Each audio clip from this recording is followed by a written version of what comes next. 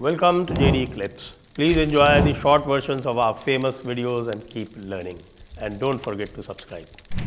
मैं आपके सामने ये एक तथ्य रखना चाहता हूँ कि भारत ने 1950 में एक पैक्ट साइन किया था, उसको लियाकत नेहरू पैक्ट कहते हैं। और उस लियाकत नेहरू पैक्ट का पूरा क्रियान्वयन न होने के कारण ही जो CAA लाया गया था, सिटीजनशिप अमेंडमेंट एक्ट 2019, उसका एक कारण ये था कि साहब कि इन्होंने लियाकत नेहरू एक्ट का पालन नहीं किया ठीक से। तो उसके बाद भी लोग जो आ रहे हैं तो उनको हम यहाँ पर सिटीजनशिप देंगे एक्सेलरेटेड। लेकिन क्या उसे भारत सरकार को एनफोर्स नहीं करना चाहिए? क्यों नहीं करना चाहिए सर? और करना क्या चाहिए सरकार को? क्या हिंदूज बिल्कुल डिस्पेंसेबल एंटिटी है?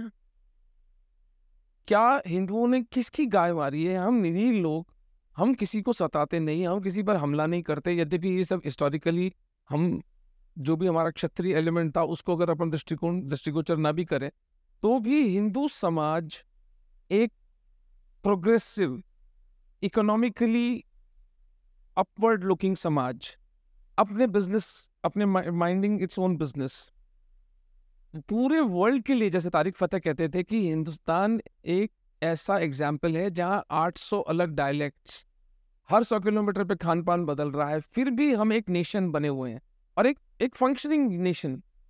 Hinduism is the way of life for Mankind. But चलिए मैनकाइंड को छोड़े, हमें तो रहने दे हमारे हाल पर। 16-17% पाकिस्तान के जो ट्रांसफर ऑफ पावर हुआ 1947 में, वो आज 2% रह गए सर। जो 35% थे वो आज 8% रह गए बांग्लादेश के अंदर। जो भारत में 84% थे वो आज 78% रह गए। इस डर के मारे ये लोग अभी सेंसस नहीं करवा रहे 2021 वाला, कि पता नहीं क्या नंबर्स आएंगे। वो कारण नहीं है। हाँ, जो भी हो, कारण कोविड था, आरंभ हो गया था कार्य, मुझे पता है। हाँ, कार्य आरंभ हो गया था, वो कोविड के कारण उसको फिर पीछे 4% का फॉल तो भारत में भी है ही। Are we not concerned about the demographic inversion? Now, once that is happening, what is the way to address it? The way which the Hindu leadership is coming up कि और बच्चे पैदा करो, ये तो मतलब one of the most stupidest arguments. उसका solution भी अगर देखा जाए तो इन 3 करोड़ हिंदुओं को उस नर्क से, पाकिस्तान के 1 करोड़ और बांग्लादेश के 2 करोड़ हिंदुओं को निकालना, भारत सरकार एक स्टैट्यूटरी डॉक्यूमेंट, एक सॉवरेन डॉक्यूमेंट से बाध्य है। और इन देशों की सरकारें भी बाध्य है अपनी माइनॉरिटीज को प्रोटेक्शन देने के लिए। वरना श्रीमान प्रातः स्मरणीय पूजनीय श्रीमान जिन्ना जी, जो जिसकी मजार पे अडवाणी जी माथा टेकने गए थे, उसकी हॉस्टेज पॉपुलेशन थ्योरी को तो पढ़ लो, जो कहता है खुद का उसका डॉक्ट्राइन था कि हम कुछ 1-2 लाख 10 लाख हिंदुओं को पाकिस्तान और ईस्ट पाकिस्तान और वेस्ट पाकिस्तान में रखेंगे, ताकि भारत में यदि हिंदू मुसलमानों को तंग करने लगे तो हम हिंदुओं को मारना शुरू कर दें। इतने इविल लोग, जो अपने आप को जो कायदे आजम और जो नेशन बनाने वाले लोग थे, इनके इतने पापाचारी लोग, जो एक पूरी पॉपुलेशन को हॉस्टेज रखने में जिनको कोई लज्जा नहीं है। आप उस माइंडसेट से डील कर रहे हो और आपने इन निरीह हिंदुओं को मरने के लिए छोड़ दिया। सर, 8वां आश्चर्य है कि ये हिंदू बने हुए कैसे हैं अभी तक। अभी मैं एक पाकिस्तानी चैनल पर इंटरव्यू दे रहा था, तो वो बेचारा जो इंटरव्यूअर था उसने कहा, डॉक्टर साहब, वो काफ़ी सहानुभूति रखता है पाकिस्तानी हिंदू पर।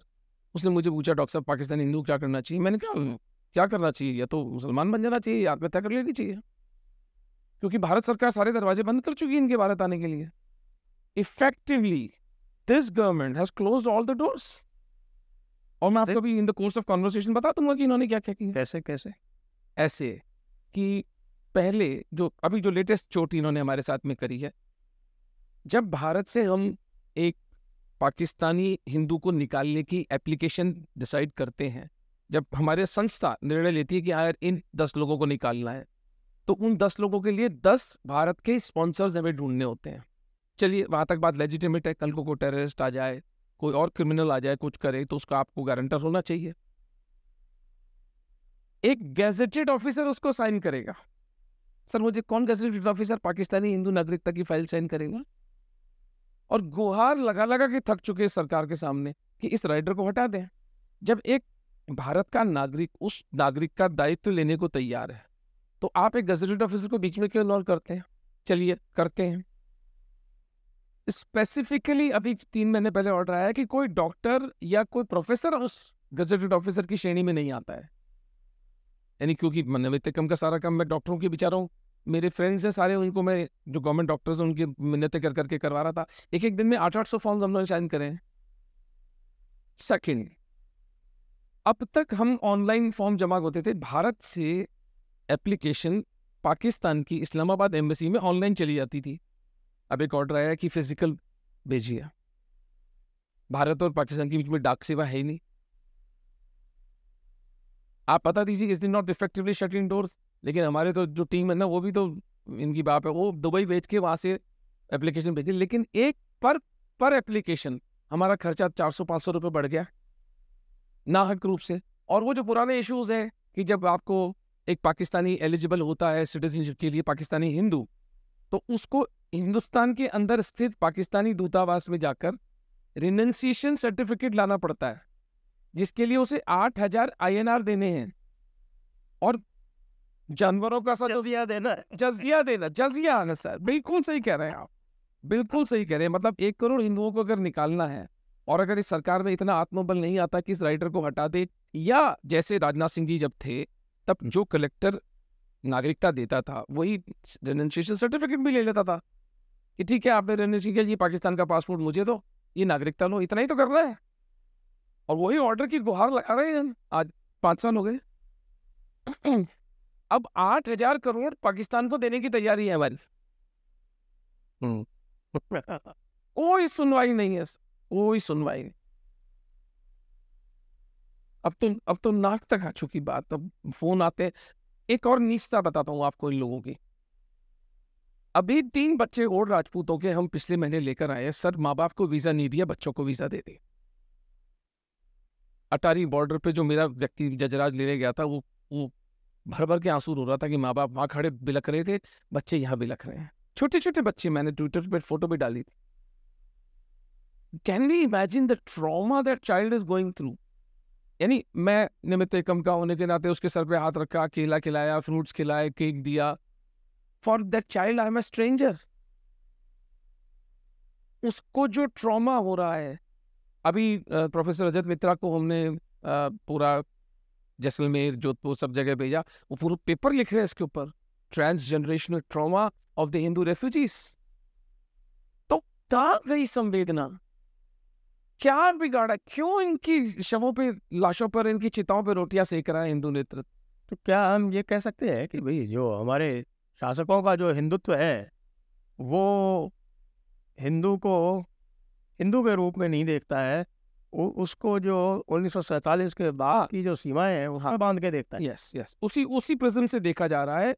और हिंदू समाज ये उसी तरह की बात हो गई कि जब तारिक फतेह साहब यहाँ आया करते थे तो हमारे मुल्ले मौलाना उनको कहा करते थे कि तू पाकिस्तानी है। हाँ बिल्कुल, वो तो कन्वीनियंस है ना। तो तू पाकिस्तानी, उम्मा का गई, उम्मत का गई उस वक्त।